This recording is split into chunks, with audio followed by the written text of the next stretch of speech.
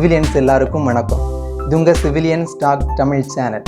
இந்த வீடியோ வழியாக மறுபடியும் உங்களை மீட் பண்ணுறதுல நான் ரொம்ப ஹாப்பி.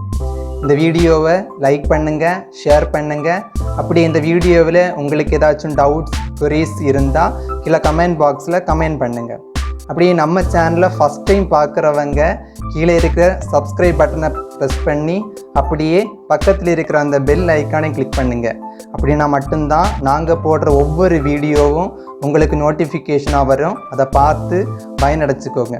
வாங்க வீடியோக்குள்ளே போகலாமா?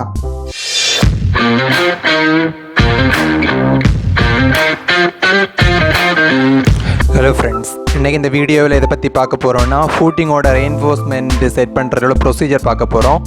ஒரு காலம் ஃபூட்டிங்கோட ரெயின்ஃபோர்ஸ்மெண்ட் எப்படி செட் பண்ணணும், அதற்கான ஸ்டெப்ஸ். இது மேட் ஏற்கனவே கட்டி வச்சுருந்த மேட், அதை கரெக்ட் லொக்கேஷனுக்கு ட்ரான்ஸ்ஃபர் பண்ணுறோம். இப்போது அதுக்கப்புறம் கவரிங் பிளாக் 5 சென்டிமீட்டர் கவரிங், ஃபூட்டிங்கான கவரிங் 5 சென்டிமீட்டர். அந்த கவரிங் பிளாக் அடாப்ட் பண்ணுறோம். பாட்டத்தில் ரெயின்ஃபோர்ஸ்மெண்ட் பாட்டத்தில் அடாப்ட் பண்ணுறோம்.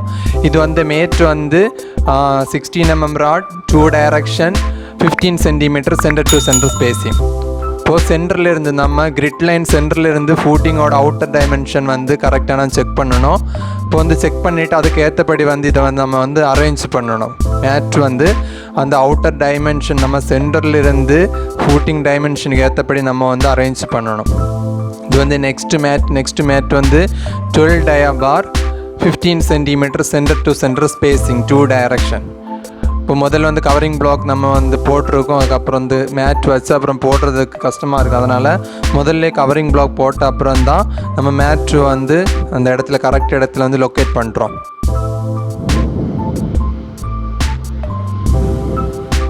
இப்போ லொக்கேட் பண்ணும்போது நம்ம மேட் ஏற்கனவே கட்டி வச்சுருக்கிறோம். லொக்கேட் பண்ணும்போது அந்த டையிங் நம்ம பைண்டிங் பார் வச்சு கட்டியிருக்கிற டையிங் எதுவுமே நாசம் ஆகாமல் கவனிச்சுக்கணும். நாசம் ஆச்சுன்னா நமக்கு அந்த டையிங் கரெக்ட் லொக்கேஷன் மாறிடும்.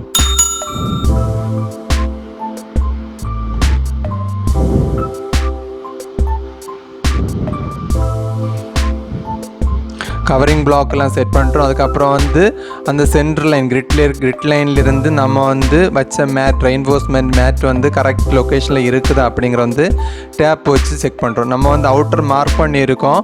அதுக்கப்புறம் ஜஸ்ட்டு டேப் வச்சு நம்ம என்ன பண்ணுறோம், லொக்கேட் பண்ணுறோம். Okay, thank you friends.